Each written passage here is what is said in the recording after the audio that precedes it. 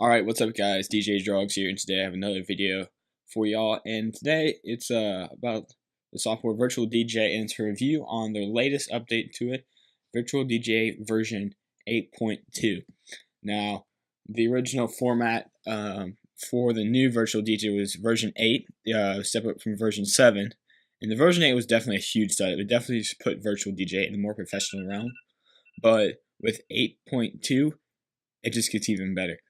The software, I feel, gets a lot more clean. It gets a little bit of a makeover in the top section in the actual interactive area where you do the actual mixing, DJing, effects, that sort of thing, hot cues. All of that happens around here. This is where all the updates are for the most part. All up here.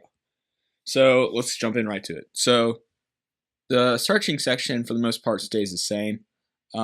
You guys can comment down below if there is something I missed that is different. But like I said, the really big changes are up top in this interface. So let's just start. We'll go from the top down. So first of all, some of you might have encountered this. I did. But sometimes these deck modes wouldn't work. These work now, for me at least. This beat matcher, same. Master, volume, output, level indicator, still the same. Indicator. Now this preferences over here, that's changed. It's the same tabs and everything. It's just got a makeover, and it's cleanliness. It's a lot more borderless now, if that makes sense. It fits a lot better into the program, I feel like. Now moving down, they've gotten rid of some of the info that was once up here and making room for a larger waveform. Now there's three waveforms you can choose from. Just this default wave, a mirrored default wave, so it shows both sides, and a scratch wave. I prefer just using the default wave. And then you can put grid lines over the top of it, but I feel like that just makes it cluttered, so I don't use them. To the left and right, you have your deck selection.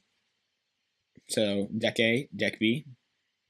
Moving down, you have the same, well, almost the same waveform. This has been shrunk down. All this right here.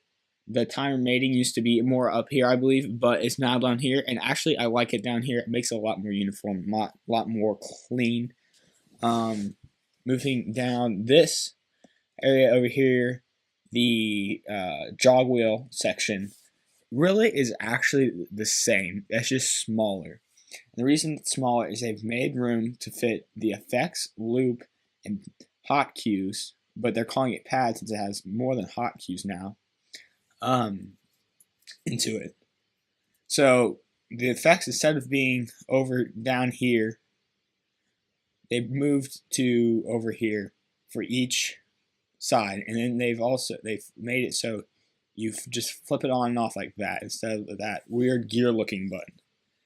And this makes it a lot easier to use because you know which effect is on which deck, and it's not as cluttered. You're not unpinning those effects and dragging them over here. So the loops, it is smaller, but the interface for the loops is about the same. You still have all your different ins. You have your same ins and outs, and you have the different loop lengths. Now, what's really changed down here is the introduction. They changed of the pad section. So they've taken the hot cues section, they have made it a pad section. And what is huge about this is you have all these. None of these were in it like this. So slicer, sampler, which hot cues, beat jump, all this. This is all new for Virtual DJ. Now, some of it was in the effects section, which was over here in the older version. But they moved it over here and done a complete makeover on it. It is very professional now, and quite frankly, the argument, in my opinion, that Virtual DJ is not a professional software is so invalid now. They have made this, they've come so far from what they began. And quite frankly, it competes with, Tractor and Serato, and the argument that just because it's free is a bunch of, it's not an argument. It just isn't. Now, moving on to the middle section, this is the same. You still have your video, scratch, and master. And let's get rid of this video tab here. Whatever, doesn't matter. Let's just get up there. But anyway, that's the main changes with the new software. I'll have a I'll get some copyright-free music, and I will do an actual mix with it. What I'll do is I will hook it up to my decks, my MDJ 1000 and my DJM 2000.